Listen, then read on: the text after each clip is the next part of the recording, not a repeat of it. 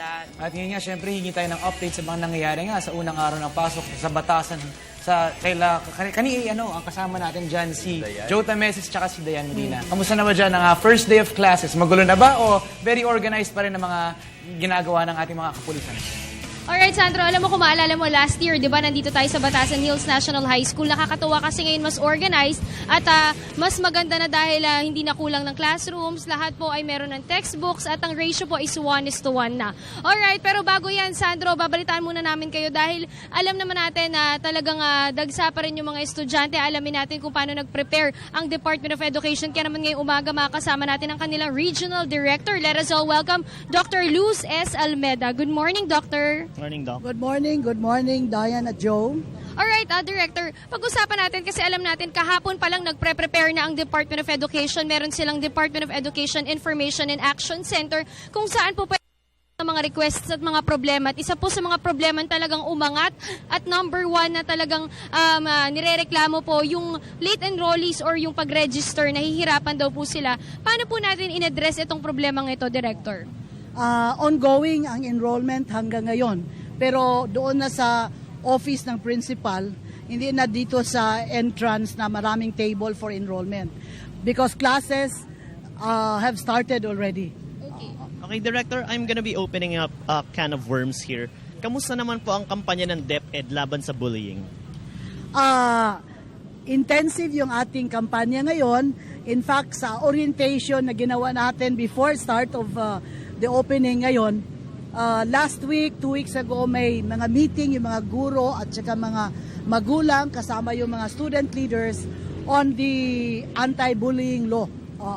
Sana naman kukunti na yung reklamo natin dito, even from including the private schools on these issues. I believe, Director, mag-iikot yung araw sa iba't ibang lugar po sa mga public schools. Saan po tayo mga lugar pupunta at ano pong ginagawa natin, chine-check po ba natin and ano po yung mga karaniwang problema nakakaharap natin or nakukuha natin sa tuwing sasapit po ang first day of classes?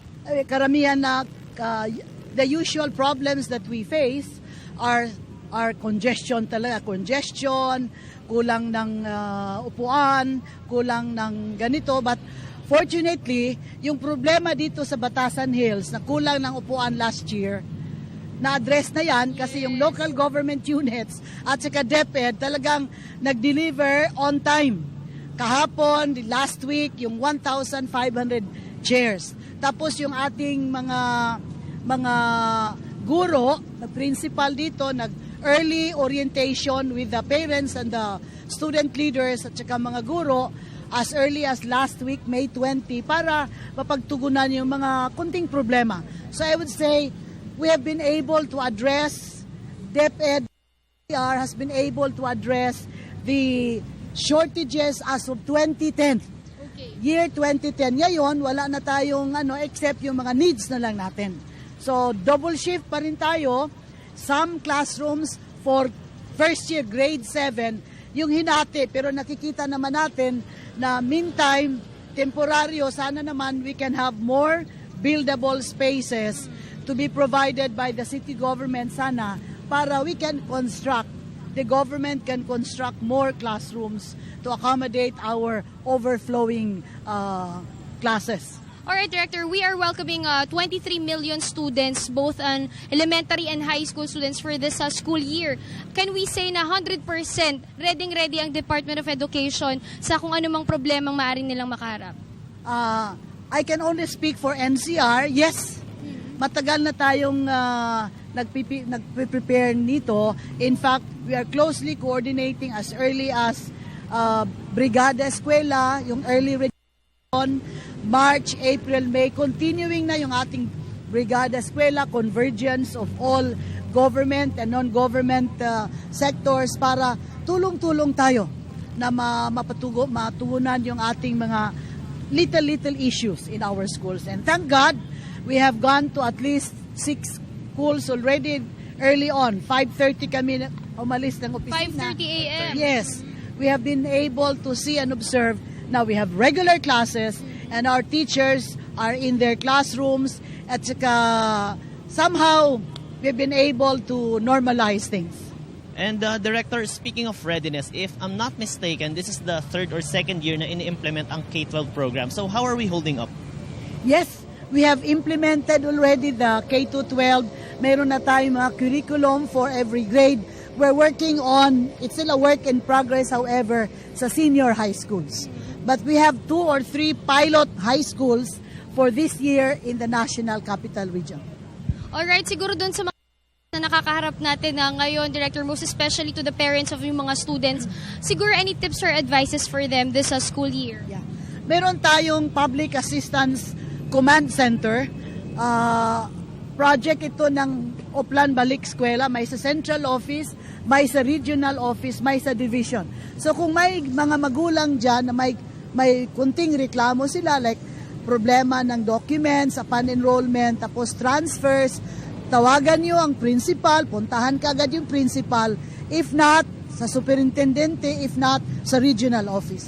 Mayroon tayong round-the-clock tao na katutok doon para mapagtugunan yung mga issues na nangyayari in some schools. Alright, syempre ulitin ko pa rin, no, Joe, kanina nabanggit ko na napatuloy pa rin po yung Oplan Balik Eskwela 2014, lalo na ng mga kapulisan. Ngayon, nandito na katayo sa harap ng batasan hanggang June 6, sa harap po ng Batasan Hills National High School. Ito po, ngayong araw ay tatagal hanggang 8 o'clock ng gabi para po idulog yung mga ninyo. And of course, nandyan pa rin po ang Department of Education, Information and Action Center. Alright, before we end our interview, Director, do you have any message to our viewers, most especially to the students, at lalo na pati na rin yung kanilang mga magulang? Yeah, unang-una, nagpapasalamat ko sa ating mga partners, sa military, sa media, sa lahat na public and private sectors na tulong-tulong dito para we can have a normal opening of the first day of school year 2014-2015.